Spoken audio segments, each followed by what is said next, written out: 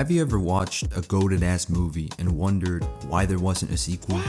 Off the top of the dome, out of the top of my head, I can think of the many times we have been robbed of awesome sequels by greedy corporate executives. Let's list them out, okay?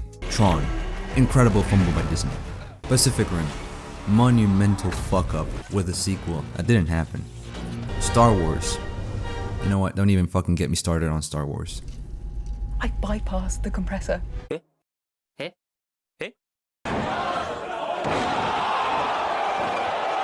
All of these were fucking awesome movies that as a guy make you go like, hell yeah! But now they made everything gay and it all fucking sucks now. Disgusting shit. So to spite you even more, now let me introduce to you a movie I had completely forgotten about. And then I realized, oh yeah, this fucking rocks.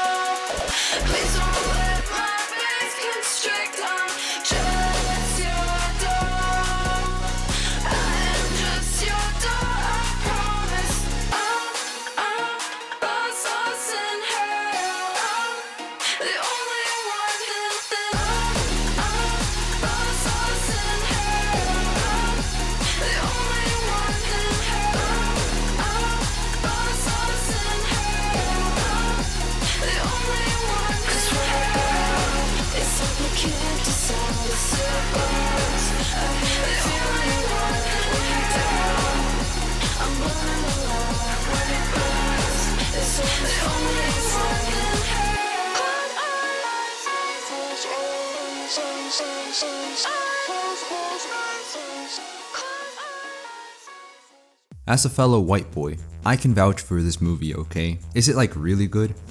No. But it's like a solid 8 out of 10. It has a solid cast, solid action sequences, very good CGI, good story. It's just a solid action adventure movie to immerse yourself in, and it doesn't really feel like 2 hours. Pretty good.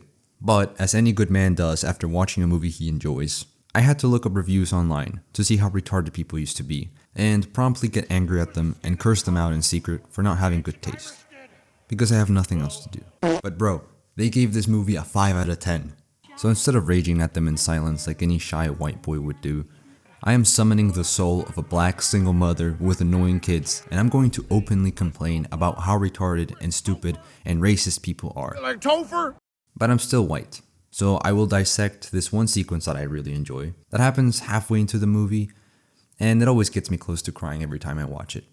I don't know, man. I'm just an emotional man. So by now, you might be telling me to get to the point.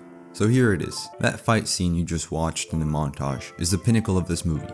This sequence is masquerading as a fight scene, but in reality it's the completion of Virginia's character arc. The director did such a good job with the sequence that it works in and of itself. It has the typical story structure. It has a beginning, middle, and end. You see, throughout the movie, the filmmaker introduces some ideas here, some ideas there. He doesn't bombard you with exposition about this guy that you know nothing about. No, instead he takes his time. He lays down a foundation and explores some of the character's beliefs and what made him the way he is. And all of these moments end up culminating in this one scene. And that is why the sequence is pretty fucking cool. It brings many motifs that were laid out throughout the movie into a single event that not only serves as an entertaining action sequence, but it also works narratively to communicate the metaphorical death and rebirth of Virginia. Turning him from a selfish man that won't do the heroic thing to a selfless warrior that will defend people against tyranny and certain death. And also because fine shit is in the mix, you know? He has to get some action, okay? So let's go over everything we learned over the course of this 1 hour in order to indoctrinate you into also liking this movie. So, the movie starts, and we don't need this exposition, okay? Just know, red guy bad, blue guy's good.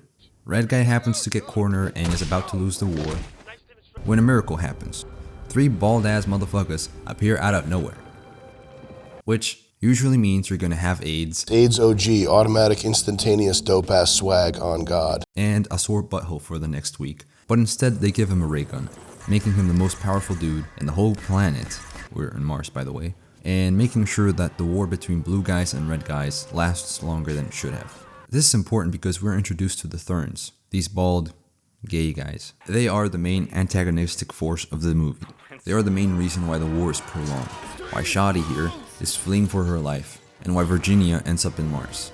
They are also important later on because they will set up an ambush against Virginia, and this is the fight which leads to the crescendo of the character arc of Virginia. Speaking of Virginia, this is John Carter, and he's from Virginia. When we first encounter him, he's looking for some beans. In a cave full of gold that was promised to him 3,000 years ago. Speaking of being controlled by some juice boxes, let me take control and outline 6-7 scenes which show you who John Carter is and what he stands for, which we will then compare and analyze his character development. So at first we get the sense that he's a bit deranged.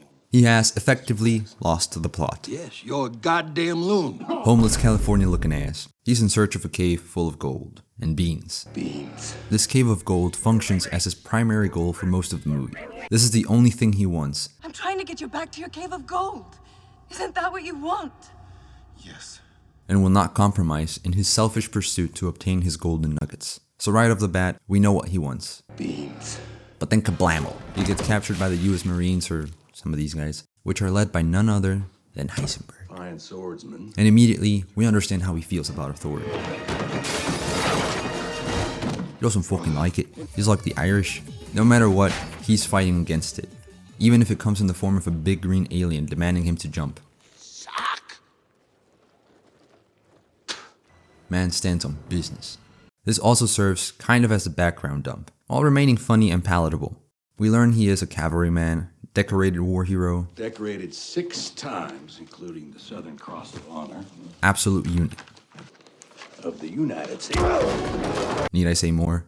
You understand, he stands on business. In this next scene, we learn crucial information which is important to his character development. Heisenberg is trying to get him to join the army and fight the Apaches. And in the eyes of Uncle Sam, a necessary man for the defense of the Arizona Territory.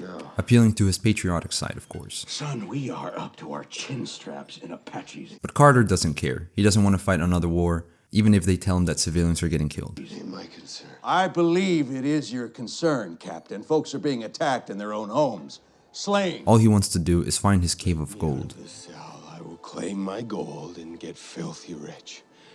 Rich enough to buy your flat, righteous blue behind. And then, bombshell. He has 2 rings. Well, this means that he was married, which is confirmed by his little dream that he has. This more or less explains his rugged look. Most likely after the death of his family, the man became a little crazy while grieving for his family. And that's how we ended up here. Managing to bamboozle the guard. Once again, he finds a way to escape. He gets chased by Heisenberg until they encounter the Apaches. Naturally, a fight breaks out because this guy couldn't hold Lord his have load. mercy, I'm about to bust. Returning to our little trusty diagram here, Heisenberg gets shot. And remember how Carter said he doesn't care about war? Well, he doesn't. But he does care about the people fighting in the war, which is why he comes back and rescues him. They manage to escape by accidentally stumbling onto a cursed cave. The same cave that's full of gold, which is also the same cave that will eventually teleport John to Mars. As of now, we have learned that his wife and child most likely died some way.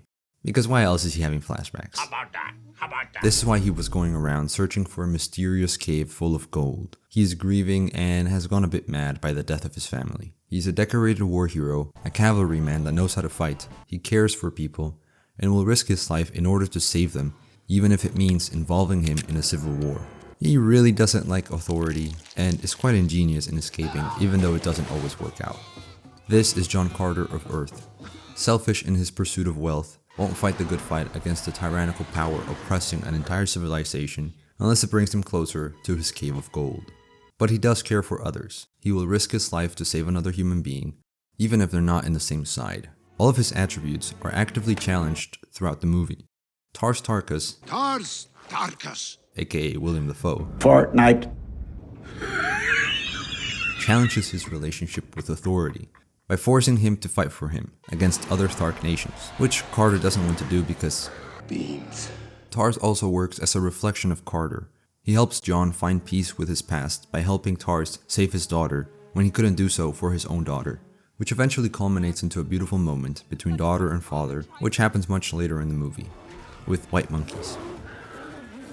Deja, aka Fine Shit, clashes with his selfish desire to return to Earth to just become rich. She appeals to his noble side, his righteous side, Will you stay and fight for helium? by begging him to help her end the war and save her planet. But he refuses, just how he refuses to help Heisenberg against the Apaches, because he's done fighting wars. He knows the pain and the destruction they bring. Everyone thinks their cause is virtuous. Obviously, she's also the new love interest that reminds him of what he lost, and all of these conflicting ideas within him culminate in this moment.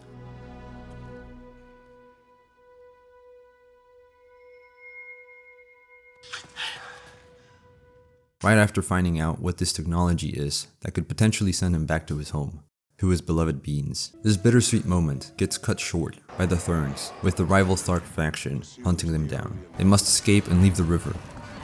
At last, they escape the river and make their escape, but to Carter, it's clear that they won't be able to escape if he doesn't do anything. He has to make a choice. He knows what he must do, and it's in this moment that he chooses the higher path, the path of honor, the path of selfless love. I was too late once. I won't be again. The path that ensures that his loved ones don't suffer the same fate.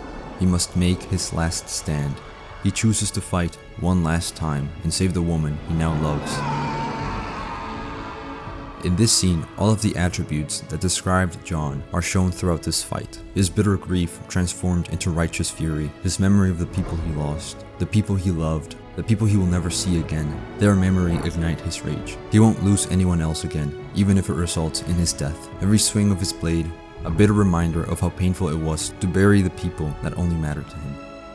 This battle results in his death. On that battlefield, John Carter of Earth died. The John Carter that was selfish, bitter, and without purpose, has died, and in return, a new man was born from the corpses of his enemies. A man willing to lay down his life for others. A man willing to fight against tyranny brought by the Therns. A man willing to love again. John Carter of Mars is the man that remains.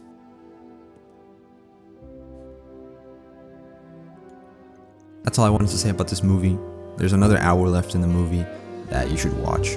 It's pretty cool. There's a big monkey fight, a revolution. Revolution? Overthrow the government? I think so. And the ending. It's straight out of Sherlock Holmes. So go watch it. So yeah, that's that. Like, sub, all that jazz.